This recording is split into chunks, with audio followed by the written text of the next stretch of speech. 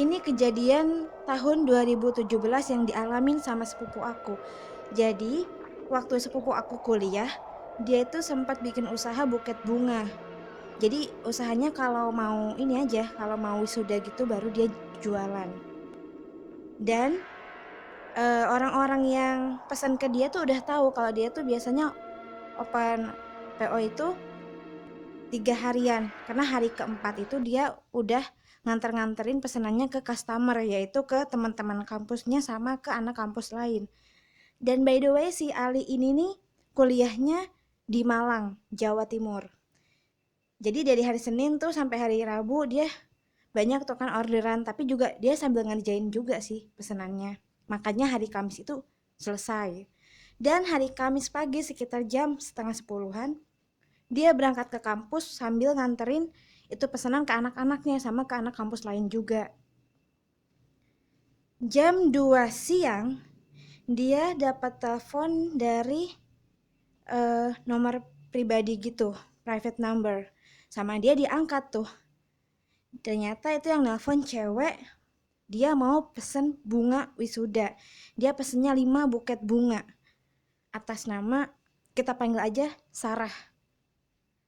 Nah, biasanya kan kalau apa namanya kita pesen buket bunga gitu suka ada namanya kan, di belakangnya ada titelnya gitu kan, SAK, SE, Eskom dan segala macam. Ini nggak ada, cuman minta namanya doang. Ya udah, akhirnya Ali ini kan menuruti permintaan customer, dan si Mbak Sarah ini minta bunganya itu dianterin hari itu juga.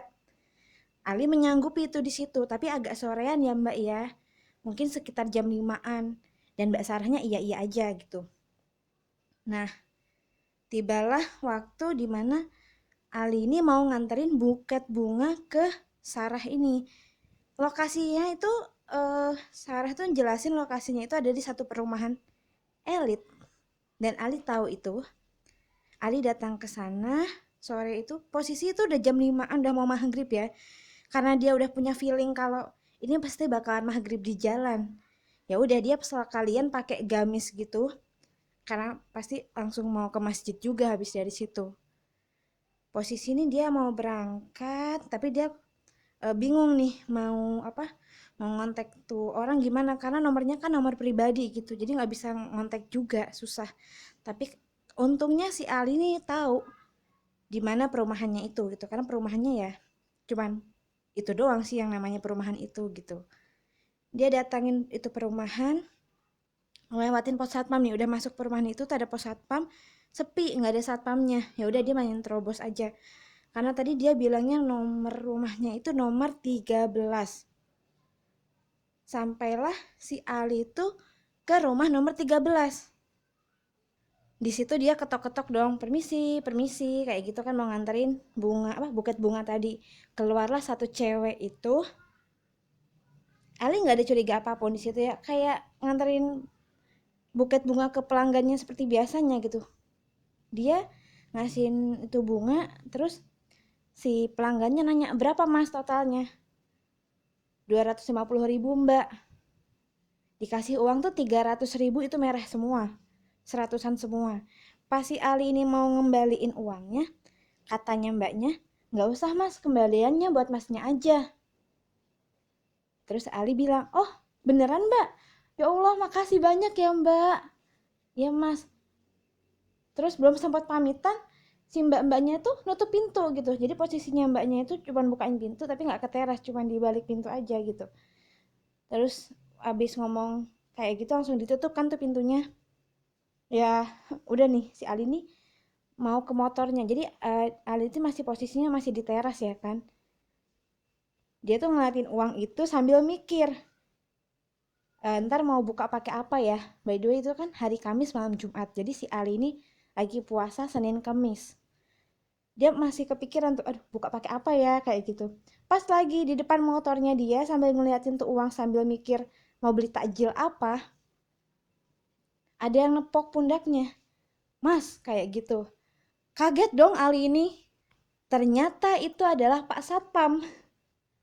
Ali ini langsung astagfirullahalazim.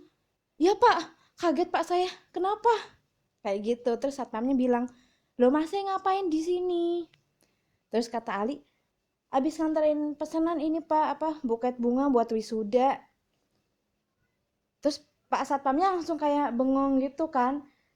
Bengong terus kayak tatapannya udah aneh, kayak terheran-heran gitu. Terus Ali ini nanya, "Loh kenapa Pak? Pak kenapa?" Baru bapaknya ngomong, "Mas, tak tunggu di pos satpam ya," katanya. Bapaknya ini langsung lari, Pak Satpamnya. Ya udah Ali nyusul lah Pak Satpam pakai motor. Dan akhirnya pas di pos satpam, satpamnya cerita kalau ternyata rumah yang tadi Ali datengin itu, rumahnya si Mbak Sarah itu tadi, itu udah kosong sekitar 3 bulan lebih. Karena anaknya di situ yang namanya Sarah meninggal sebelum wisuda. Jadi ceritanya di situ tuh ada satu keluarga terdiri dari bapak, ibu, dan 4 orang anak. Salah satu anaknya tuh ada yang namanya Sarah. Dan posisinya Sarah ini emang mau wisuda, tapi Sarah ini sakit gitu loh. Jadi emang harus ada tindakan untuk operasi. Jadi operasinya itu sebelum dia wisuda. Kayak gitu. Jadi wisuda hari Sabtu, operasi itu hari Senin. Kayak gitu. Nah, terus karena di operasinya itu gagal, dia mengalami gagal nafas dan akhirnya meninggal lah si Sarah ini. Gitu. Setelah 2 minggu Sarah meninggal, keluarga itu tuh memutuskan untuk meninggalkan juga rumah itu. Entah itu rumahnya tuh ya ditinggalin begitu aja gitu, nggak disewain, nggak apa, cuma ditinggalin gitu aja. Dan kuncinya pun nggak dititipin ke satpam, emang mereka bawa. Dan semenjak Sarah ini meninggal, orang-orang yang ada di perumahan itu pun sering lihat penampakan cewek di atas, di kamar atas. Karena itu rumahnya kan 2 tingkat kan, 2 lantai. Itu di kamar atas tuh suka ada penampakan cewek dan itu di kamarnya Sarah. Jadi Ali ini cerita kalau perumahan ini nih perumahan elit yang kira-kira tuh nggak lebih dari 20 rumah deh. Dan itu emang nggak semuanya keisi gitu loh. Dan apa namanya, waktu dia di rumah Sarah itu tuh emang ada ngerasa yang gak enak, tapi dia tetap berpikir positif karena niatnya juga cuma mau nganterin pesanan buket bunga doang. Dan setelah si Pak Satpam cerita kayak gitu tadi, Pak Satpamnya bilang, "Coba Mas dicek dulu uangnya, berubah nggak jadi daun?" Uh, Spontan dong, Ali ini lihat itu uangnya yang tadi dikasih sama Mbak Sarah. Ya ternyata masih jadi uang gitu. Terus dia takutnya malah dia jadiin tumbal atau gimana gitu kan. Jadi yang tadinya uang itu mau dibeliin takjil sama apa makanan buat berbuka puasa dia, jadinya nggak jadi sama dia, mending dibeliin barang. Dia beli makan tuh pakai uang yang lain. Kayak gitu. Sumpah habis itu dia kalau ada apa telepon private number gitu, dari private number dia nggak mau angkat lagi karena dia juga trauma guys.